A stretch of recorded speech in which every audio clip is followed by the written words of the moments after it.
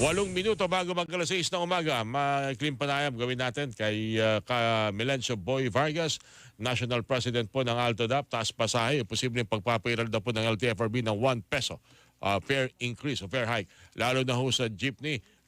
Melencio Boy Vargas. Kuya Boy, kumusta ka na? Si Orly to muli sa Radyo na TV pa. Good morning. Magandang umaga po, Sir Orly at siya yung taga-subaybay, taga-pakinig. Magandang umaga po sa inyo. Istorbin ko muli ang yung pagkakape. Mukhang mapagbibigyan na yata yung piso. Ano ba balita rito? Ano ba binabagit sa inyo ng LTFRB? Unang-una muna siguro, Sir Boy. Actually, maganda pong balita yan dahil kahapon yata po ay na-interview si Chairman Guadis ni yung isang reporter, no? At sinabi po, nakita ko po sa TV kahapon, kagabi, na sinasabi nga na may posibilidad. Yun po yung aming yun po yung aming hinihirit nung ilang taon na po yan na Sir Orly, no? Yung pong piso na yan ay ginawa po namin na provisionary increase lang. Tatlo po kami nag-file niyan, Sir Orly. Ang Pasang Mazda, ang AltoDAP at ang Acto po. Kami pong tatlo ang nag-file niyan. Matagal na po yan, 3 years na po yan, no?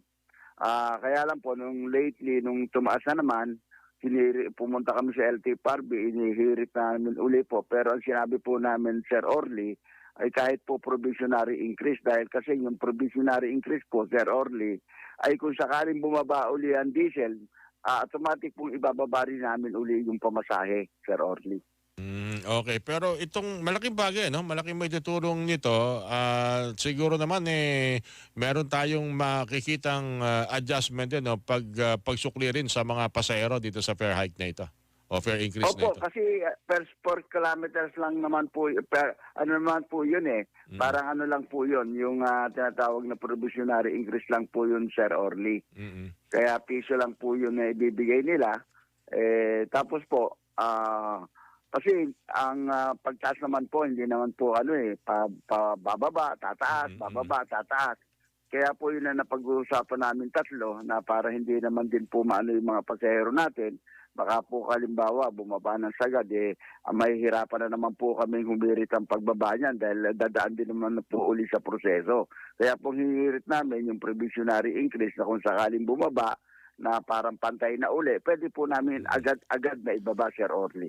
Yun po yung pagmamahal namin sa ating mga kababayan at mga pasahero. Hindi naman siguro paghahangad ng masamang mangyayari, pero sa mga development ngayon talagang nababasa kahit ilang ekonomista tanungin mo, maaari magkaroon talaga ng adjustment sa presyo ng produktong petrolyo sa darating na mga araw Sir Boy?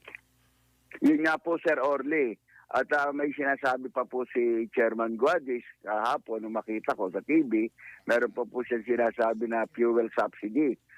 Sana naman po itong fuel subsidy na ibibigay na yung talaga kung ibibigay po nila, sana po lahat makakuha.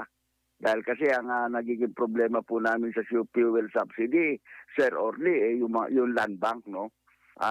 Meron ng pera sa kanila, parang medyo pinahirapan pa nila yung mga gustong kumuha, Sir Orly. Alright. Sir Boy, maraming salamat at sa yung pagpapaunlak sa panayam nito sa ulitin, sir. Good morning po sa inyo at kumusta sa inyo mga chupa.